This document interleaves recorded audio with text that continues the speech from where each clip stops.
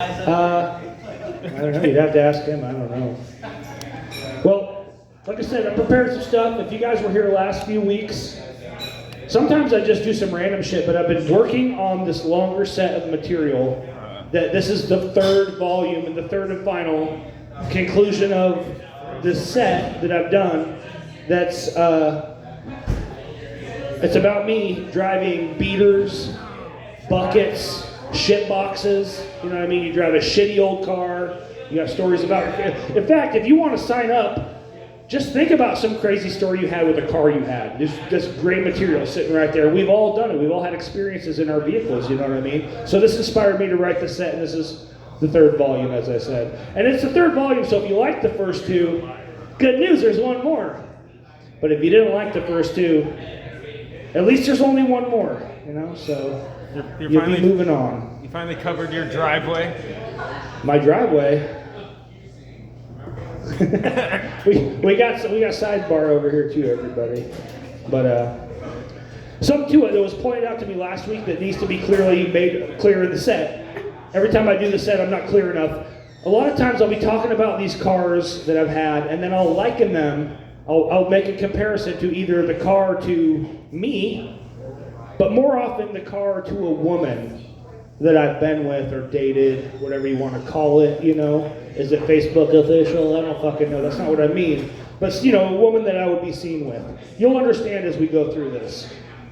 And I'll pick it up where I left off, so you already missed some of the good cars. I'm just going down the list. The next car on the list, I used to have this Chevy 85 K5 Blazer. You guys remember those? Fuck, sick as fuck. I bought this thing for $1,000 out of a dude's yard. And that's a big part of the set is yard cars. I've had 9 cars in my name legally in my life. 6 of them I bought out of a yard, not running. Something I love to do. It's a weird problem that I have. So this Blazer was one of them. I bought the sick-ass Blazer out of this yard. And this Blazer, like I said with the set, this Blazer reminds me of a woman that I would be with. Because I love to take the top off, you know what I mean? You gotta love to take that top off. And it was those in the 80s when you could, you know? Plus I had the 350 and all that good shit. Square body, sexy style, you know? Anybody fan of square body? Anybody? Square body Chevy from the 80s. Come on, you guys know. I know I used to date a girl like that. That's not what I mean. I like the 85s. Yeah, it was the 85 Blazer anyways. I used to take it through mud pits and off-road and shit. We'd go out and hotbox it in the woods and shit with our friends. You know, stuff you used to do when you were younger and you're stupid. You know, like wearing condoms or like thinking you're going to grow up and be somebody. You know, protesting. Shit that you eventually, protesting, great example. Stuff that you're like, that you grow up and you're like, fuck, the hell were we even doing? But you got to move on with your life, you know. So the next one I'm going to bring up is I had this Jeep Grand Cherokee. I have it still on the thing. It's a 96. It's the newest vehicle I have. It's a 1996. So I've been with women younger than this thing. It's kind of embarrassing. I don't know if that makes me, if I need a new car or if I'm just a creep. Probably both.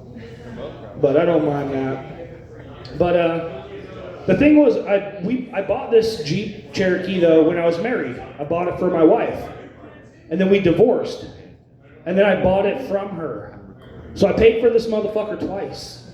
You know what I'm saying? It's kind of fucking salty. I'm not happy about that. But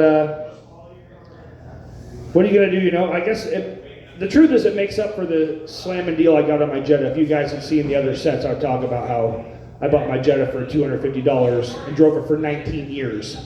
So that's a pretty good deal. The Jeep, paying for it twice. We're evening, it's yin and yang, you know, we're evening it out. But I also have a Corolla. I have an 89 Toyota Corolla with the pop up and down headlights. You guys know what that is? James Pumphrey. Anybody know Pumphrey? Oh, super. I didn't see you over there. All right.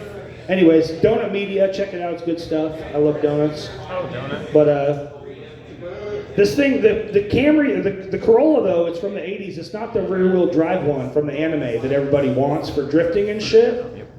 So now, like I said, the car reminds me of me. You know, we're like, it's pretty cool, but there's like nicer models out there. You know what I'm saying? That's what I get that, you know. Women see me and they, you know, I'm the front wheel drive one that no one wants, you know. I get it. So then I moved on. I didn't move on. I still have that thing. But also I have a 1990 Toyota Camry, most reliable vehicle of all time. I don't know if you guys know this, but the 1990 Camry is the most reliable vehicle of all time. But I don't know if you guys saw, they issued a big recall, and it's because you should have just got something else by now. I know it still runs, but move on with your life, you know? So we all saw that, and I get it. And it would still be on the road, but I was speeding one day in the rain, driving real fast, and I slid that fucker right into a curb. And that wasn't the Toyota engineering, that was me fucking crashing right into that curb. So it's all fucked up, it makes a bunch of noises. I need to get in the suspension and fix it. So, in fact, I was going to say, I slid that car into a curb like American History X. I don't know if you guys have seen that movie, but it's a different reference. But like I said, though, I fucked the car up, and I've yet to fix it. Yet again, the car is like me. I have yet to fix myself, too. You know what I mean? I got problems. I'm okay with it. But the car, too, it leaks a bunch of water into the cab. It grows all this moss. It grew grass in there one time. One time it grew a mushroom. It's a fucking ecosystem, this thing is, I swear. It's pretty sweet, though. I like it. It'll still fire right up. And I was going to say, too, it gets really foggy in there because of all the leaking. And I have really bad vision, and I have astigmatism, and I'm driving a fogged up car in the dark. Fuck, don't be on the road with me, I swear to God, it's dangerous as fuck. It's super dangerous, it really is. It's not even that funny, you're scared for your life, hopefully. Or maybe you just play it cool, who knows? Yeah, because the windows are foggy, I've already got a foggy brain, you know what I mean? What do you want from me? But, I'll move on to probably the final vehicle in the set, is my Ford pickup. I drove it tonight. It's my favorite car I've got. I bought it from a buddy of mine. It's a 78. Old school. It's a couple years away from being 50. I'm like, shit, I fucking have been with women older than that. But I don't mind. I'm all over the place, you know? So, and also, if you didn't know, it's big block, 400, Edelbrock, MSD header. She's fucking built, son. And if you don't know much about cars, all it means is I really can't afford to drive it because it gets fucking 8 miles to the gallon. It's completely true. 8 miles to the gallon. But it's miles per mile with that thing. It's a blast to drive, but it's really kind of stupidly expensive, you know? So, but like a woman, you gotta take it out once in a while and show it off. You know what I mean? Come on. That's good advice.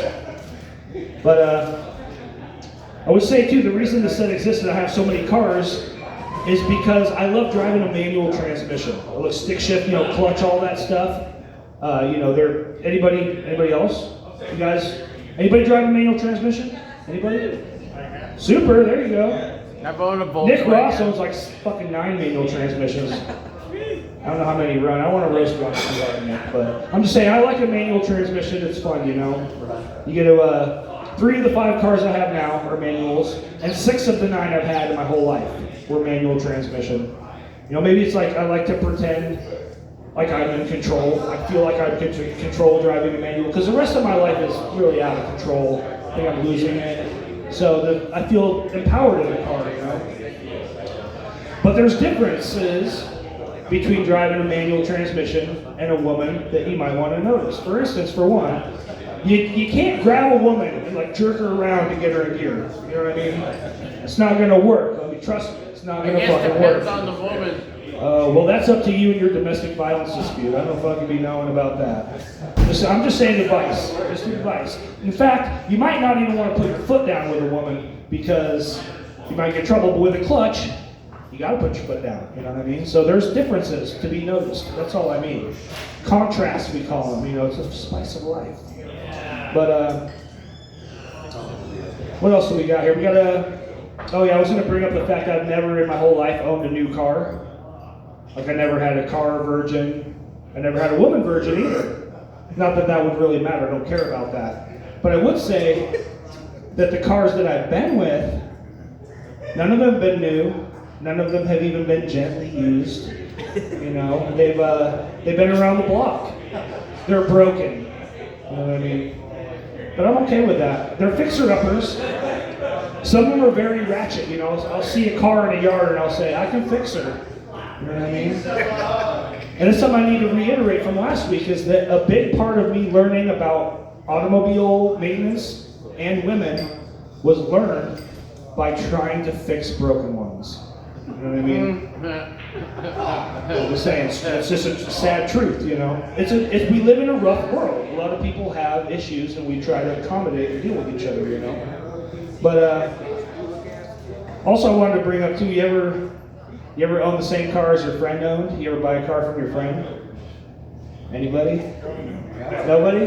Okay, because I did. 6 of the 9 cars I bought from someone I knew. And when it's sex, they call that Eskimo Brothers. I don't know if you guys have heard that term, but you know what it means. You know what it means. It means basically that you've both been under the hood. It means that you both have had, you both know how to drive her wild. You know what I mean? You've been there. You know how to rev her engine. You know what I mean? But you also know about her problems and her habits and things. You know, the car. Clearly talking about a car, right, everybody? But remember that time that she broke down, she had to break down, and you had to fucking rebuild everything. You know, it's a whole fucking struggle. It's a real struggle. Ruined your day, I remember. But it's not all bad. Remember the times that you turned her on and she drove you wild. You know what I mean? And then you made sure she was lubricated. That's important with cars. And also, you filled her up. That's what you do with your car. I know it's pretty gross. These are the kind of things you can do inside a car. It's pretty disgusting. I'll admit it's disgusting. But you know how I got here? I came in my truck. That's how I fucking got here. You know what I mean? So don't mind the sticky seats if I give you a ride. It's fine. Totally fine. But Stick under a black light. oh fucking hey, it's a fucking painting. It's like an impression. I don't even know art. But I would say like a yard car is kind of like a woman because there's some similarities, with me especially. If I see a car in a yard, it's like a woman. Like I'll see beauty where other people don't see it, you know what I mean? And I learn to appreciate that someone else won't, And sometimes something that doesn't look that good might clean up pretty nice, It's really hard to tell. But, there's also, leads you to wonder, like, what would I look for in a yard car? If I was going to get a yard car, what do I want out of that? Maybe something that's interesting, something that's fun. She doesn't have to run. Big trunk. She doesn't have to run. Oh, I do love a big trunk, absolutely. But also, but basically she's got to be worth getting dirty for, She's got to be worth the man hours and stuff, She's got to be worth the work.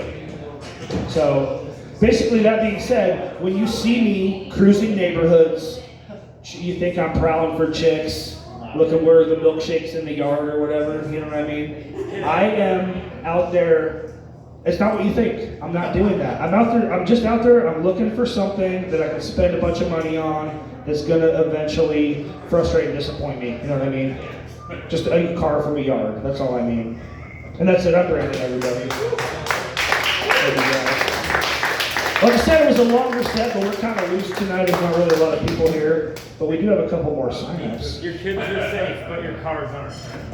Okay. I got a little shit. Apparently got a bad mic cord.